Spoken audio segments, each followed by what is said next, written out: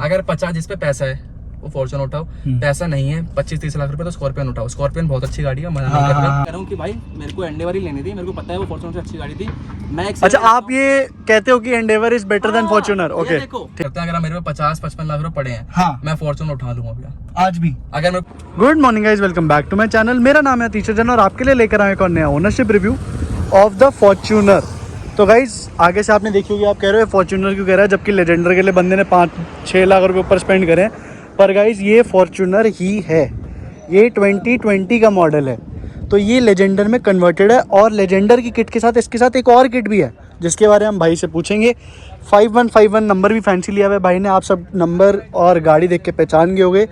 ये गाड़ी है तुषार गोयल भाई की। तो गाइस हम बात करेंगे आज इसके ओनर से कि पूरी कैसी जर्नी रही, उन्होंने फॉर्च्यूनर क्यों ली और अदर ऑप्शन उन्होंने क्या कंसिडर करे थे। तो एक बार हम ओनर को बुलाते हैं। तुषार भाई कैसे हो आप? बहुत बढ़िया, आप कैसे हो? बहुत बढ़िया। तो एक बार आप अपना थोड़ा सा इंट्रोडक्शन दो, आगे आ जाओ गाड़ी के। तो मेरा नाम तुषार गोयल है, मेरा भी यूट्यूब पे चैनल है तुषार गोयल के नाम से। तो आप लोग जाके सब्सक्राइब करें, बिल्कुल चैनल आप तो वीडियो देख रहे हैं सब्सक्राइब करना बिल्कुल बिल्कुल। बाकी मेरे को भी बहुत शौक है कार का ही हूँ। हाँ हाँ, तो ये आजकल तो ट्रेंड बन गया, बट मैं बचपन से, अब देखो जब उम्र आएगी, जब काम करने को हक मिलेगा जब तो कर पाएंगे ना। बिल्कुल बिल्कुल, ऐसा होना चाहिए, बिल्कुल वही चीज़ है। तो भाई सबसे पहले आप ये बताओ, आपने फॉर्च्यूनर कब ली? ये 2020 के एंड में, टू बी एग्जैक्ट अक्टूबर में। तो जब 2020 अक्टूबर था तब इसके मतलब इसी सेगमेंट की और कौन सी कार्स आपने देखी थी? सिर्फ एंडेवर और चलती थी, ग्लोस्टर आई नहीं थी। ग्लोस्टर आई नहीं थी। लेने का मन था बट ऑल्टो G4 का मेरे को टेस्ट ड्राइव मिल नहीं पाई थी और डेमो पीस नहीं खड़ा था किसी से। अच्छा, क्योंकि वो गाड़ी वो भी आपको एक्सप्लेन करता हूँ ऑल्टो G4 का। बट अगर बेसिक बात करें, सिर्फ फोर्ड एंडेवर एंड फॉर्च्यूनर थी। हाँ हाँ, फोर्ड एंडेवर ही मेरे को पसंद थी भैया। वो एंडेवर उस टाइम पे थी। हाँ हाँ, ओके ठीक है। 2 लीटर इंजन था। अच्छा, 3.2 वाज गॉन, 2.2 वाज गॉन, सिर्फ 2.0 के मिड में चला गया था। ठीक ठीक, 2019-19 के बाद में चला गया था। हाँ, 2 लीटर वाला आता था BS6 में, क्योंकि इन्होंने नॉर्म्स के टाइम पे ना BS6 में 2000 सीसी कर दिया था इन लोगों ने। जी जी जी जी। तो परफॉर्मेंस भी डिट्यून हो गई। तो एक बार वो भी था कि उसमें परफॉर्मेंस गिर गई, 10 स्पीड ऑटोमेटिक आ गया। हाँ, इसको जो फैमिली वाला बंदा है ना, इसको मतलब किसी ओल्ड को चलानी है, किसी को बिल्कुल शौकिया बंदा है वो नहीं लेगा, क्योंकि उसको मजा ही नहीं आएगा चलाने में। बिल्कुल नहीं आएगा, सही कह रहे हो। 2800 सीसी बहुत अच्छा था। हाँ हाँ, ठीक है। तो पहला तो एक डिसएडवांटेज था उसमें। दूसरा भैया हमको सुनने में आ गया था, क्योंकि हमारे नोन का ही था शोरूम, तो उन्होंने बता दिया कि सर थोड़े टाइम में जाने वाली है। ठीक। तो रीसेल वैल्यू का अगर मैं बोल दूंगा नहीं रीसेल वैल्यू गिर जाएगी तो कमेंट आ जाएंगे आपके चैनल पे। हाँ हाँ, तो मैं सिर्फ इसलिए ये वाला एग्जांपल दे रहा हूँ। मैं सिर्फ कह रहा हूँ कि भाई मेरे को एंडेवर ही लेनी थी, मेरे को पता है वो फॉर्च्यूनर से अच्छी गाड़ी थी। मैं अच्छा, आप ये कहते हो कि Endeavour is better than Fortuner? Okay ठीक है, डेफिनेटली। देखो अब के हिसाब से इसने फीचर बढ़ा दिए, हाँ, बट सनरूफ वनरूफ के मामले में Endeavour is a better car. हाँ हाँ हाँ, वो है। बट जिस तरह से इसकी रीसेल है, जिस तरह से इसकी रिलायबिलिटी है, बिल्कुल उतना नहीं। अब देखो कई लोग ये बोलते हैं, देखो कमेंट एक बीच में यही फैली थी कि भाई 6-7 हज़ार में फॉर्च्यूनर सर्विस होती है जी। तो उसकी रियलिटी रख देता हूँ भाई, ऐसा नहीं है। हाँ अगर हाँ, आप बाहर से कराओगे, खाली इंजन तेल पलटा मारा होगे तो हो सकता है। कंपनी से बेयर यूनियन देखो 10-11 हज़ार का बनता है, खाली तेल पानी का भी बिल। पर मैं कहूँ 10-11 हज़ार रुपए ये गाड़ी डिजर्व भी करती है। मेरी i20 का इतना ले रहा है, होंडा की भी इतनी ही है। बिल्कुल बिल्कुल। महिंद्रा का मेरा 12-14 हज़ार का आता है, एक्स 500 का। हाँ, तेल पानी चेंज का। तो उसके हिसाब से तो ये बहुत 40 लाख की गाड़ी, 45 लाख की गाड़ी ठीक ले रही है। बिल्कुल बिल्कुल। तो हम सर्विस एक्सपीरियंस पे भी आएंगे। तो आपने कहा कि एंडेवर और फॉर्च्यूनर आती थी। हाँ, एंडेवर में अगर 3.2 सीधा है, हाँ, 3.2 इंजन होता, हाँ, मैं ले लेता। फिर फॉर्च्यूनर नहीं लेते आप? नहीं लेते। मैं ले लेता। तो अब आप जैसे आप इस गाड़ी की तरफ आए, ठीक, तो इसके अलावा फिर आपने देखा कि जैसे ये आपको कितने की पड़ी थी? भैया मेरे को डॉट 42 ऑन रोड। तो 42 में ना आपको बहुत सारी लग्जरी ब्रांड्स भी अपनी कार ऑफर करते हैं, जैसे ऑडी A4 वगैरह। उस टाइम पे तो आ जाती होगी मेरे ख्याल 40 की रेंज में ऑलमोस्ट। भैया A4 Q3 आती है, बट Q3 पुराने वाली बिकती थी, Q3 का फेसलिफ्ट नहीं आया था। ओके, Q3 पुरानी चल रही थी, A4 आ जाती थी, A3 भी आ जाती थी। तो आप लग्जरी ब्रांड्स की तरफ क्यों नहीं गए, जैसे 3 सीरीज या C क्लास? सामूहिक सबका डिसीजन होता है ना। अच्छा, मेरे को तो देखो हमेशा सीडान पसंद है। ठीक। मैंने सीधा बोलता भाई, टेक्निकल एक तरह से हिसाब मारो तो 90 के करीबन हमने स्पेंड करे थे। हाँ हाँ हाँ, साथ उठाई ना। हाँ हाँ हाँ, हमने कहा था भाई एक लैंड रोवर डिस्कवरी ले लो। जी जी जी जी जी जी जी। हमारे को भी है ना, देखो पहली बात तो ना हमको थोड़ी क्वांटिटी चाहिए गाड़ियों की, क्योंकि हाँ, अब लोग ज्यादा चलाने वाले हाँ हाँ हाँ, उस हिसाब से हमने फॉर्च्यूनर ली। तो अच्छा। हमें भी नहीं पता, हमको सिर्फ एक फॉर्च्यूनर लेनी थी। हमको लगातार पापा लोग और गाड़ी नहीं दिलाएंगे, हमने कहा था फॉर्च्यूनर दिला दी, हाँ, हो गया। हाँ, अरे पापा लोगों का हमने बताऊं क्या देखा, आपको एक स्टोरी बता रहा हूँ, आपको कहानी बता रहा हूँ। बिल्कुल बिल्कुल। हम तो सिर्फ फॉर्च्यूनर लेने गए थे भैया। हाँ, भैया फॉर्च्यूनर लेने गए, पापा को वहाँ पे फिर महिंद्रा का शोरूम था जी। फॉर्च्यूनर बुक कर दी, हो गई डन। 2 दिन 3 दिन में डिलीवरी बोल दी थी। हाँ, भैया महिंद्रा का शोरूम गए, ऑल्टो G4 देखने जी।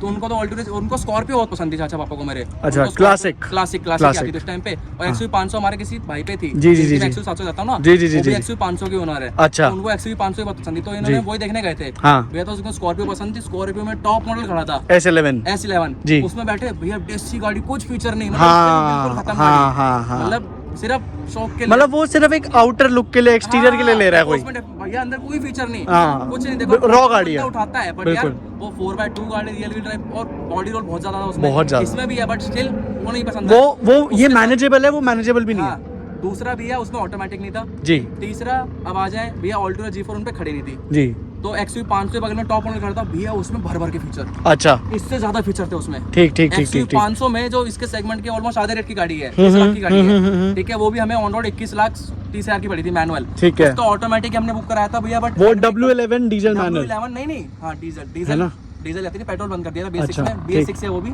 हाँ। उसमें क्या हुआ था भैया, हमने अपनी डीजल ऑटोमेटिक बुक कराई, बट क्या हुआ ना, फिर 700 का ये आने लग गया, टीजर, हाँ टीजर वगैरह नहीं, इन लोगों ने पीछे वो बंद कर दी मैन्युफैक्चरिंग। अच्छा, तो जो स्टॉक यार्ड में अवेलेबल था वो था। अच्छा, 500 की जो अवेलेबिलिटी बस वही थी, तो और 700, ठीक है। हमें रीजन क्या है, हमें ना भैया वेटिंग पे काम नहीं चाहिए, हमें चाहिए 2 दिन में चाहिए पापा लोग। अच्छा अच्छा, 2-3 दिन में फिर वो वही मिल पा रही थी। तो आपको फॉर्च्यूनर वेटिंग पे नहीं मिली, इंस्टेंट 2 दिन, तो कोई प्रीमियम पे करा क्या?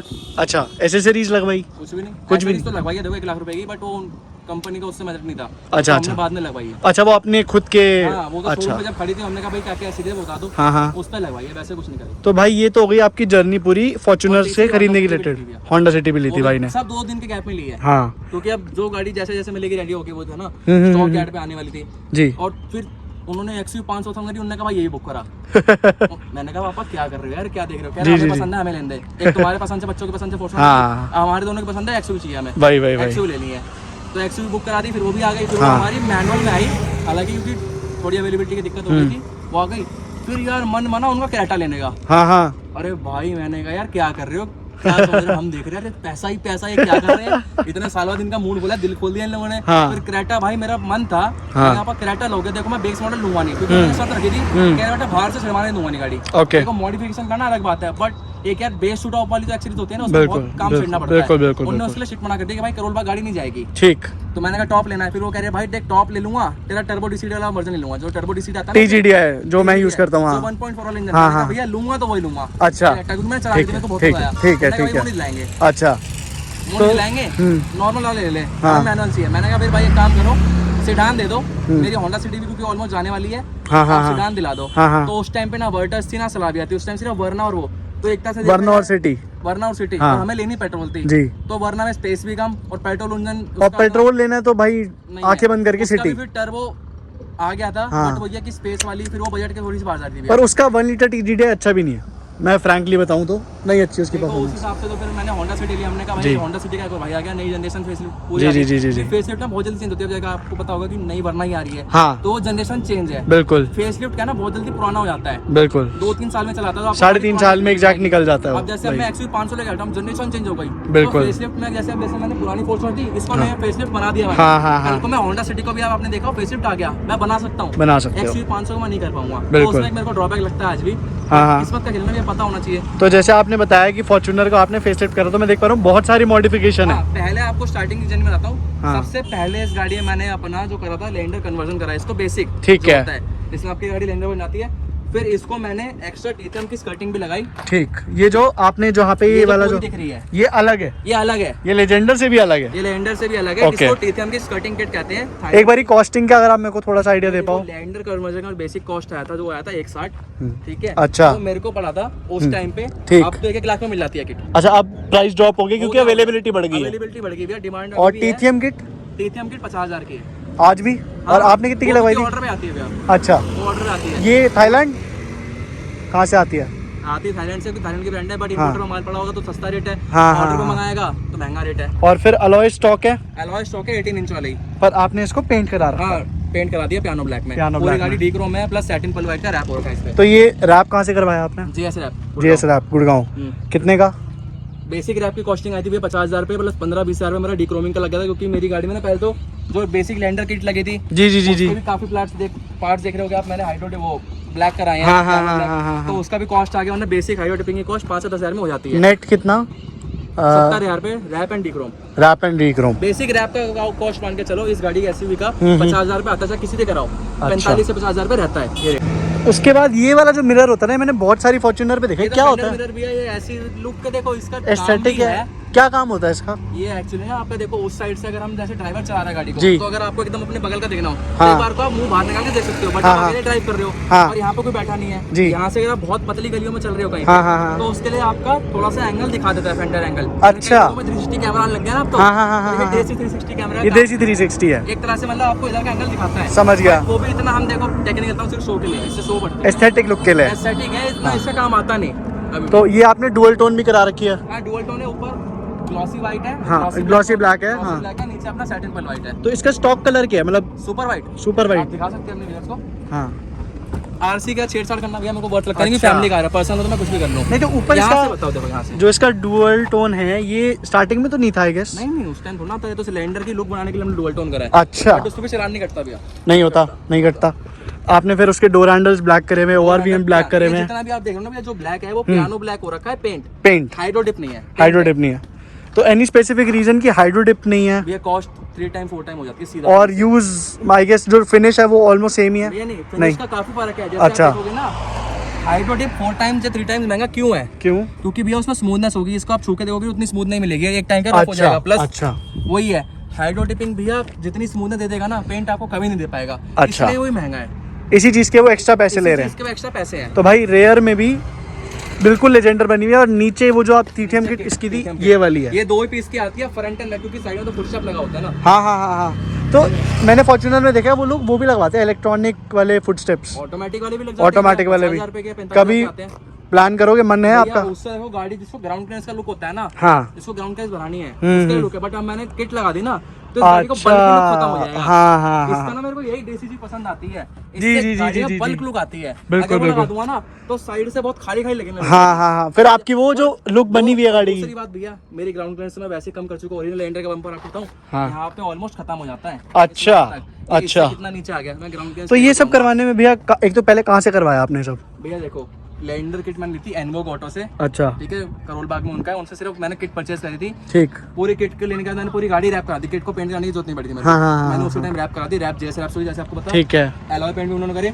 उसके बाद जब मैंने 2-3 ये काम तो मैंने कर लिया, ऑलमोस्ट 1 साल हो गया इस काम को। ठीक भैया, ठीक Render ठीक conversion ठीक को। ठीक। अब जो मैंने टीथम स्कर्टिंग लगाई है, ये मेरे को हो गया 3 महीने खाली। अच्छा तो ये भी जीएस रैप वालों ने प्रोवाइड करके दिया और रैप भी उन्होंने करा है। अच्छा। अब आप एक चीज का नोटिस कर पा रहे होगे कि भैया रैप के बाद ना ये गैप रह जाता है थोड़ा किट में, क्योंकि थोड़े tape ना थोड़े चिपक नहीं पाती हाँ, हाँ, यही पेंट होता है ना, 0 to 0 फिटिंग हो जाती है। अच्छा। कॉम्प्रोमाइज है, क्योंकि पहले से रैप हो चुकी है, रैप भी है शेड में कि उसको मैं पेंट मैच करा नहीं पाता। बिल्कुल। तो उन्होंने ये भी एक अच्छी बात है कि उन्होंने इतनी रैप कर दी, वरना इतने इसमें राउंडेड कॉर्नर होते हैं ना भैया, अच्छा बंदा उसको रैप नहीं कर पाता। अच्छा, आपको कोई स्पेशलाइज जो दुकान हाँ, होगी, कोई अच्छा प्रोफेशनल वर्कर होगा सिर्फ वही कर पाएगा।